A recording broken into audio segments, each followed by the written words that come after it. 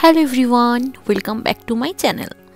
আগের দিন রাত্রে হঠাৎ করেই ডিসাইড হয়েছিল আজ আমরা ঘুরতে বেরোবো। সকাল সকাল ঘুম থেকে উঠে তাই বেরিয়ে পড়েছি চিবায় অবস্থিত মরিয়া বিচের উদ্দেশ্যে। যাই হোক, বিচটা কিন্তু বেশ নিরিবিলি আর পরিষ্কার ছিল।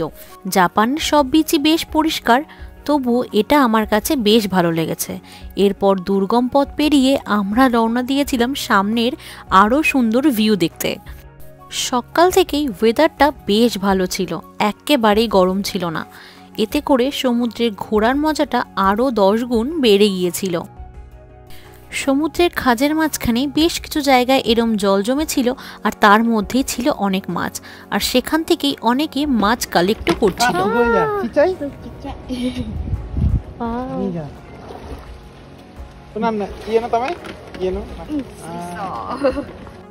By, thanks for watching.